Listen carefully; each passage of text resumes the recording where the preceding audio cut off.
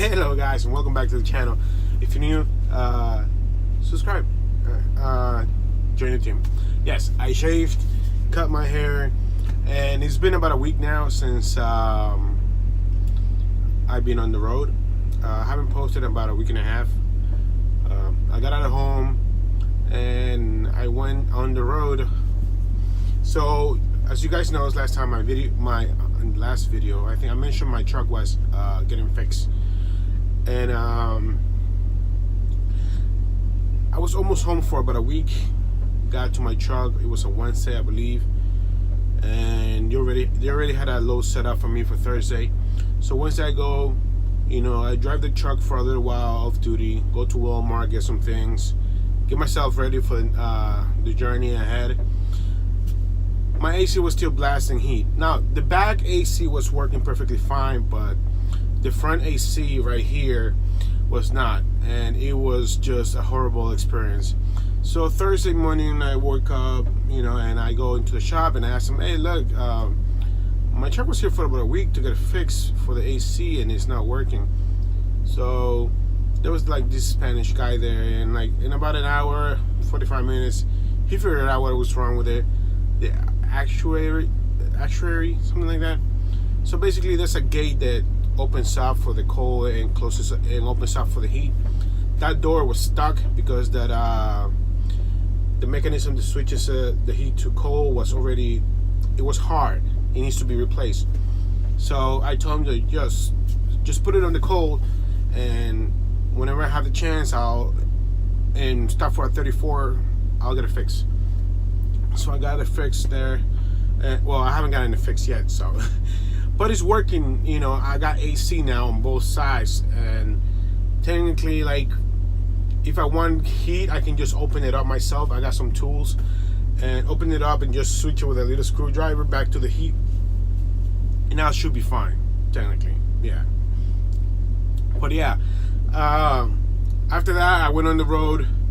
My first load was about 700 miles in total, and the rest of them is like here, there, small ones, 300, 400, 200 miles, 250.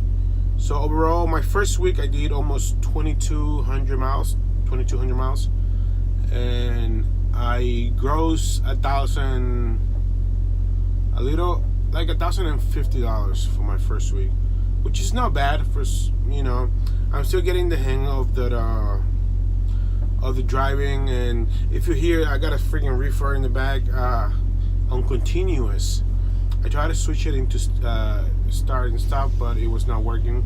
So I don't know how to do it. It's locked.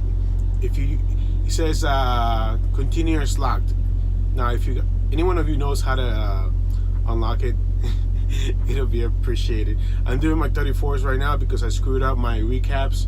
I was trying to do recaps, so this is what happens, and hopefully some of you guys will learn out of this. So on your recaps, if you get to a shipper and you leave yourself on duty, so your 70 hours is still gonna go down, so you're gonna lose hours there. So the suggestion is, if you're in a shipper and you want to save your 70 hours so you can eventually do recaps, put yourself off duty. Now, I don't know how that works, if you're gonna get paid detention pay either ways. So that's something that I'm gonna have to figure it out with my driver manager to see if I still get paid even though I'm off duty or not. Because I'm doing reefer, and I've been hauling basically meat right now and dairy. So I deliver a load of beef to 2 stops, and the first stop of the beef load, I was there for 7 hours. 7 hours just to get unloaded. Yeah, mind you, I got there late, okay? I got late there because when I went to pick up the load wasn't ready. It was supposed to be a preloaded trailer, and the trailer wasn't even preloaded, so I had to wait. And by the time my time ran out, I had to do my 10 to get my hours back. So I did that, got my load, headed out, and I got there late, about an hour and a half late. 7, 8, 9. 2 hours late. 2 hours late. I got there 2 hours late. I got checked in, and they make me wait for 7 hours in total. So I waited like 3 hours to get into a door and like 4 hours to get unloaded. And I had to pay a lumper fee. Well, the Swift had to pay a lumper fee. And the guys will not start unloading me unless I pay the lumper fee. So far, everywhere else that I've been to, they unload you and then you pay the lumper fee. This place was like, you pay the lumper fee first and then you get unloaded. That's absurd. I mean, it's not like we're not gonna pay you or anything, you know. Well, I get it.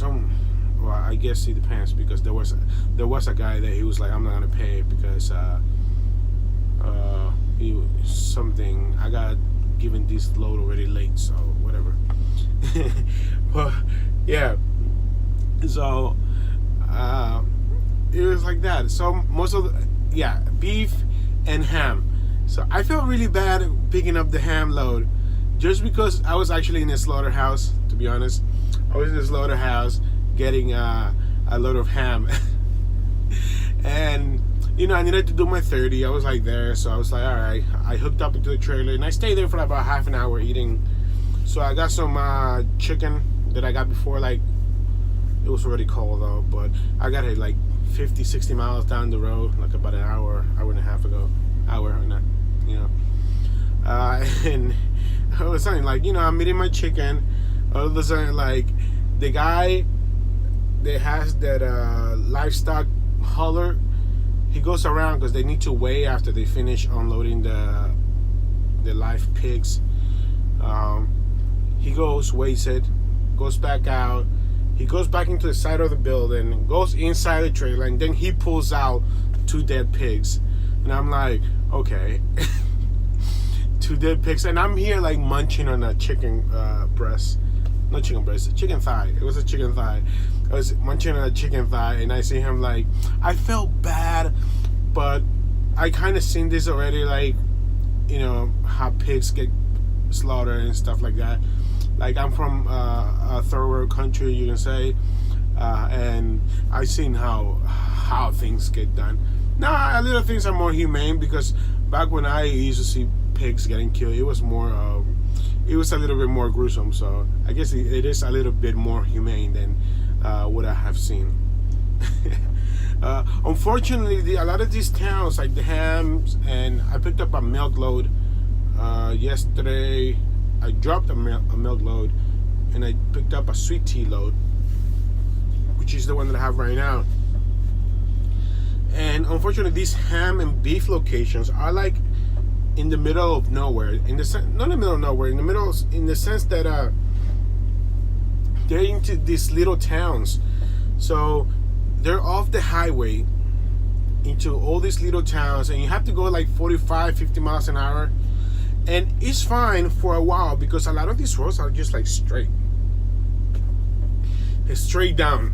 They're all straight down, which I love so much.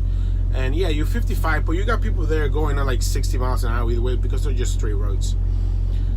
But every like 40, 50 miles or so, probably less, you got small towns in between these huge farms.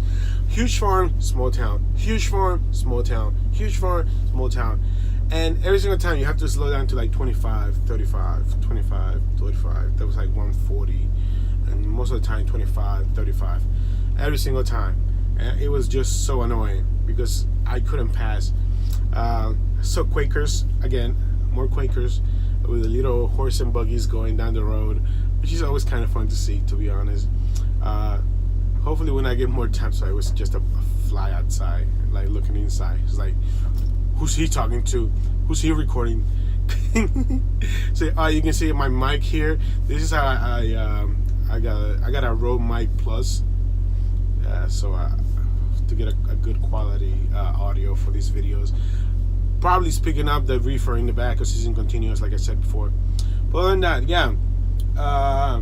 Next paycheck, I'll be probably taking the insurance out now, because insurance is everything. My ticket is so paid off, it came out of my check. Swift does that. Like they'll pay for you.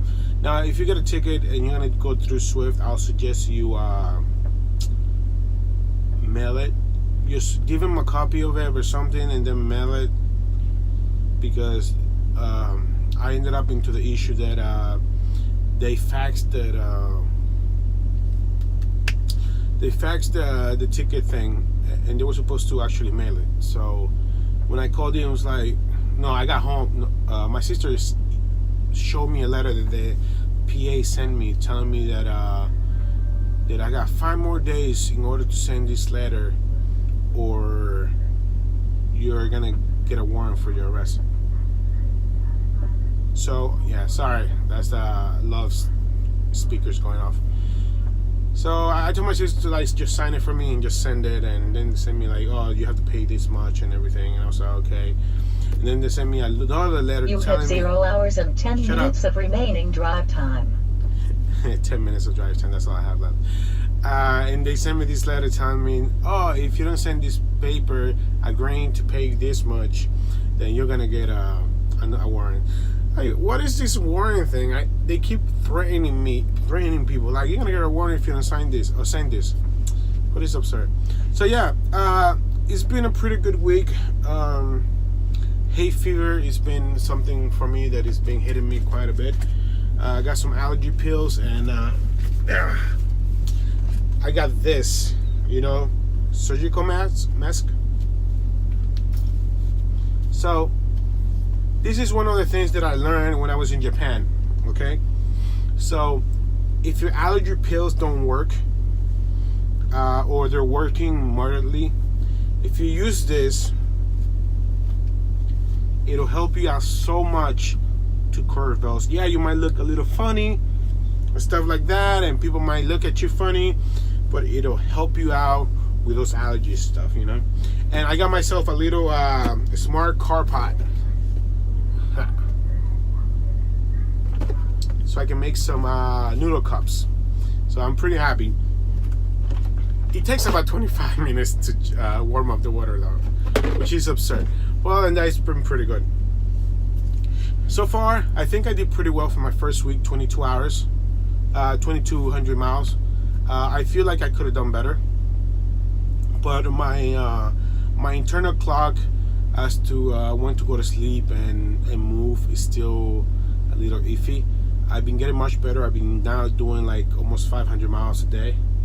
My first few days driving by myself, I was doing like 200, and then again, also, it's not like I was trying to do hard, because what happened was they would just give me pick up today and deliver tomorrow, and then pick up the same day and then deliver the next day. So it wasn't really that hard, and they were mostly locals. And what I'm calling local is about 500 miles radius, which to me, it just seems like I'm getting loads for the dedicated route, but I'm not in a dedicated route. So, but it feels like a dedicated route. Yeah. So multiple stops, you get paid like $25 for every stop or something like that you get. And that has been pretty good. Just getting over these allergies and getting better overall.